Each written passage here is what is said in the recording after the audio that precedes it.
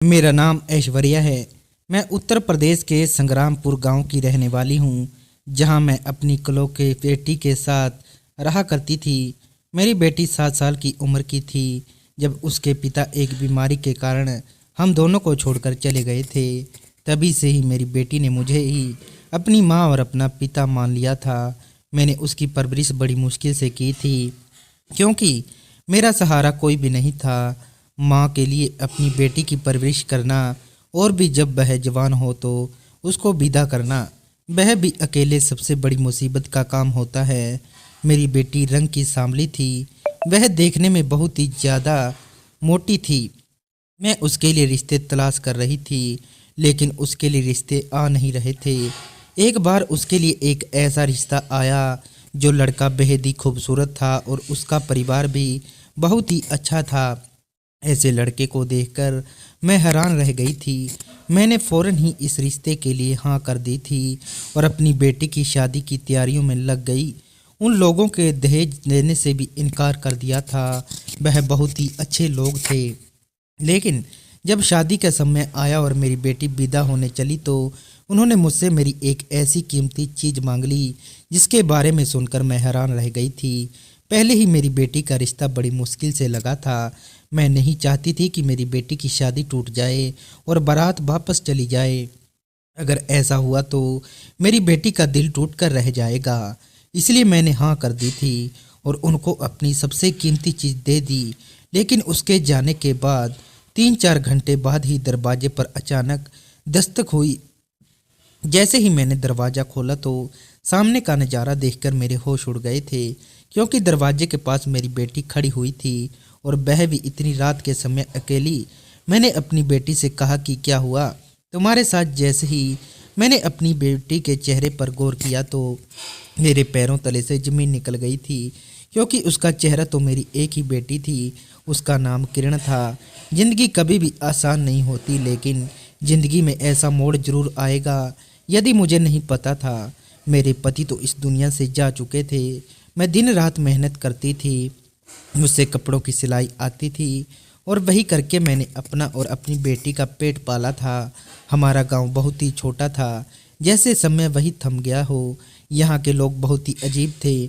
हमेशा दूसरों की कमियों पर नज़र रखना, उनकी कमियों को तलाश करना और बातें बनाना ही उनका ज़रूरी काम था।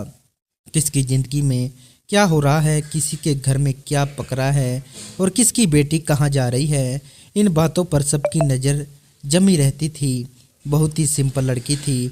मैं चाहती थी कि मेरी बेटी भी बाकी लड़कियों की तरह हंसती मुस्कुराती रहा करे, लेकिन उसकी बदकिस्मती ने उसे मेरी तरह खुश रहने नहीं दिया। वह बहुत ही मोटी थी, उसकी उम्र तो ज़्यादा नहीं थी, लेकिन अपने मोटापे की वजह से ज़्यादा उम्र की लगती थी। उसका रंग सांवला था और नाक भी मोटी थी। मैं जानती हूँ कि वह खूबसूरत नहीं थी, यह हकीकत मुझे तकलीफ़ देती थी, क्योंकि मेरे अपने पति की शक्ल भी कुछ खास नहीं थी और किरण अपने पिता पर ही गई थी। मैंने जवानी में यह सब कुछ सोचा ही नहीं था। जब मेरे लिए मेरे पति का रिश्ता आया तो सबने कहा कि मर्द की शक्ल को कौन देखता है, असल चीज़ तो उसकी कमाई होती है। मेरे पति की कमाई अच्छी थी, तभी तो उन्होंने हमें एक छोटा सा घर बनाकर दिया और थोड़ी सी ज़मीन भी छोड़ गए थे, जिससे हमारे खर्च किसी न किसी तरह पूरे हो ही जा रहे थे। मैं खुश थी कि कम से कम सर पर छत तो है, लेकिन उस समय यह नहीं सोचा था कि मेरी बेटी ही होगी और वह भी अपने पिता पर जाएगी। किरण का यह हाल देखकर मेरा दिल बहुत ही दुखता था। वह मासूम थी, लेकिन उसका वजन, उसका सांवला रंग और उसकी मोटी नाक लोगों के मजाक का निशाना बनती थी। मैं उसे बार बार समझाती थी कि किरण खाना कम खाया करो, लेकिन वह मेरी बात नहीं मानती थी। शायद खाने में उसे बहुत ही सुकून मिलता, जो दुनिया से उसने छीन लिया था। मैं जानती थी कि यह ज़माना बदसूरत लोगों को जीने नहीं देता, ख़ास तौर पर लड़कियों को। मेरी बेटी गांव के बच्चों के साथ खेलने तक नहीं जाती थी। वह अकेले रहने की शौकीन थी और मैं कुछ नहीं कर पाती थी। जब कभी मैं बाजार जाती तो औरतें मुझे रोक कर कहती कि ऐश्वर्या, किरण का रिश्ता कब करोगी। उनकी नज़रों में सवाल के साथ ताने भी हुआ करते थे, जैसे वह पहले ही जानती हो कि किरण के लिए रिश्ता ढूंढना नामुमकिन होगा। उन सवालों का मेरे पास कोई जवाब नहीं था। मैं बस चुपचाप सर झुका लेती थी और दिल ही दिल में ऊपर वाले से प्रार्थना करती थी कि मेरी बेटी के लिए भी कोई बेहतर रास्ता निकल जाए। एक दिन किरण मेरे पास आकर कहने लगी कि माँ, मैं मोटी क्यों हूँ? बाकी सब लोग तो मुझसे पतले हैं, खूबसूरत हैं, ऊपर वाले ने मुझे ऐसा क्यों बनाया है? उसकी बात सुनकर मैं खामोश हो जाती थी। मेरे पास कोई जवाब नहीं था।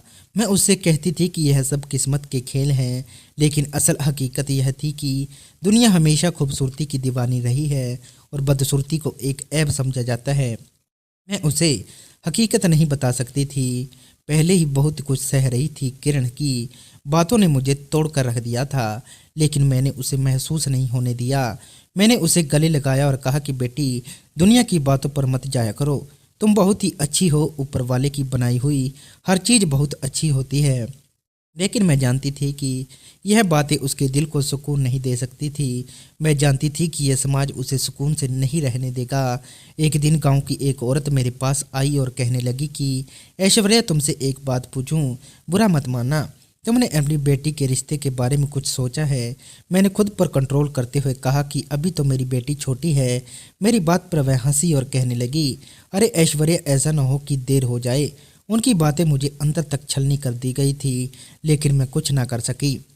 गांव वालों की बातें सुनकर, उनकी नज़रें, उनका बर्ताव, सब मुझे अंदर ही अंदर तोड़ रहे थे। मैं किरण को उन सब से बचाना चाहती थी, लेकिन मैं जानती थी कि यह सब आसान नहीं होगा। मैं चाहती थी कि चाहे कुछ भी हो जाए, मैं अपनी बेटी के लिए लड़ूंगी। यह दुनिया उसे एक्सेप्ट करे या ना करे, मैं उसे कभी अकेला नहीं छोड़ूंगी। किरण की ज़िंदगी बचपन से ही मुसीबतों से भरी हुई थी।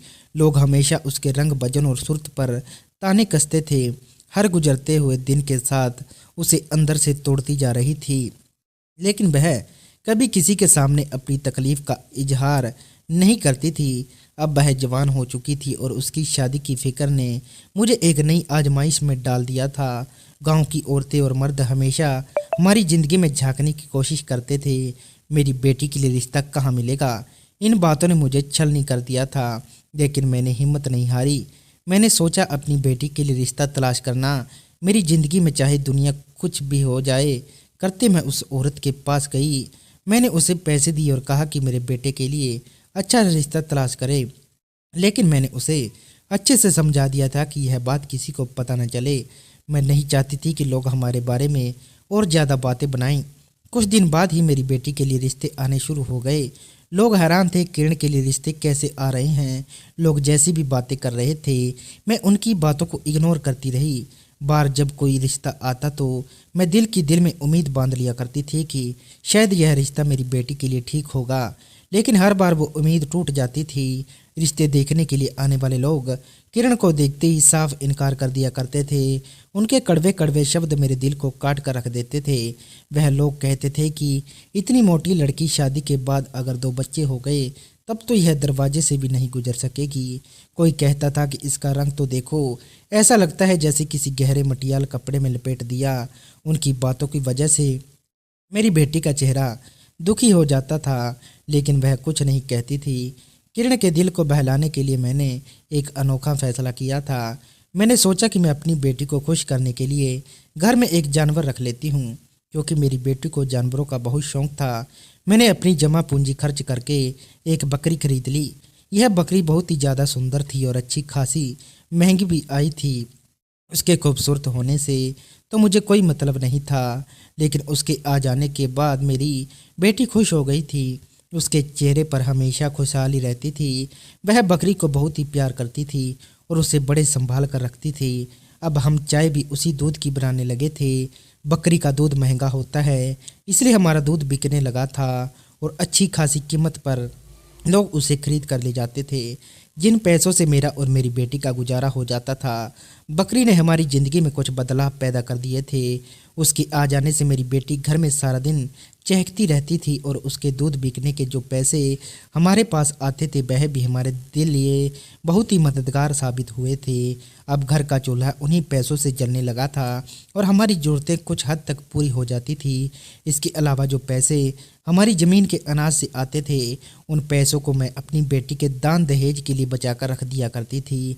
दान दहेज जमा करने की सोच हमेशा से ही मेरे दिल में थी, लेकिन इससे पहले मेरे पास इतने साधन नहीं थे कि मैं कुछ खरीद सकती। अब जब थोड़े बहुत पैसे आने लगे थे तो मैंने अपनी बेटी के लिए छोटा मोटा सामान खरीदना शुरू कर दिया था।